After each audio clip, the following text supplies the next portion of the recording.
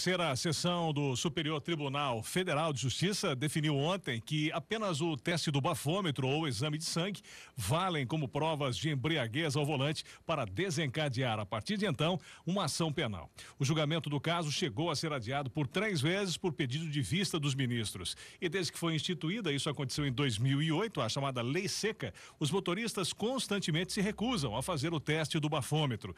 O Ministério Público Federal, então, encaminhou um parecer ao STJ defendendo a legalidade de outros meios de prova para atestar a embriaguez. 4 ministros, incluindo o relator Marco Aurélio Belize, deram votos a favor de ampliar os meios de prova. Outros 4 ministros votaram contra a partir da posição do desembargador, o Adilson Macabu. Ele alegou que os ministros estariam legislando se ampliassem, permitissem que outras provas fossem aceitas além do teste do bafômetro. Como houve aí um empate, aí o que aconteceu?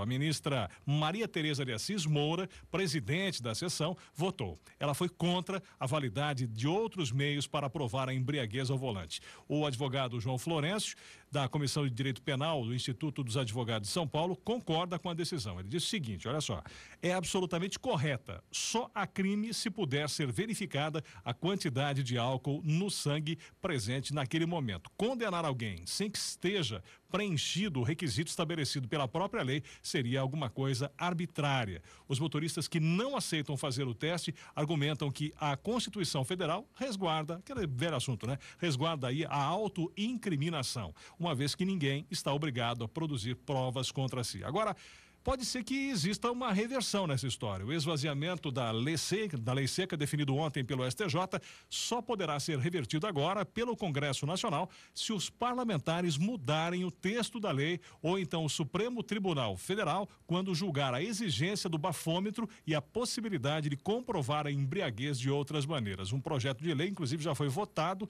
e agora, portanto, está ainda em análise. O texto que está sendo debatido pelo Congresso e por diferentes órgãos do governo estabelece o seguinte, que o motorista que ingerir qualquer quantidade de álcool antes de dirigir pode sim ser punido criminalmente. Só que a proposta, apelidada de tolerância zero, permitiria também que a ingestão de bebida alcoólica fosse comprovada de outras maneiras. Olha, são 8 horas agora, pontualmente 42 minutos, o Jornal da Cidade, liderança tanto em Araraquara como em toda a nossa região. Agora, o grande problema, né, tá com o próprio ser humano, né?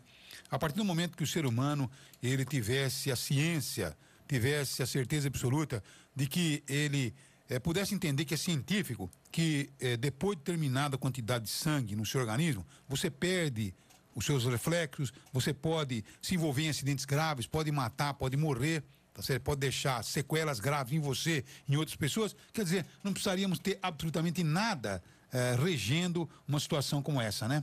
Era o bom senso, mas infelizmente o homem não está dotado do bom senso. Mas aí já é utopia, realmente. Né? É utopia a gente achar que o ser humano, cada um por si, vai se fiscalizar, vai se controlar, etc. Eu acho que, né, esse entendimento, deixar claro isso, de que outros meios poderia ser utilizado para comprovar a embriaguez, como por exemplo a palavra do policial, eu acho que dá margem realmente a algumas contestações. Se eu realmente me deparar numa blitz com um desafeto por um ou outro motivo e ele resolver me incriminar, e aí?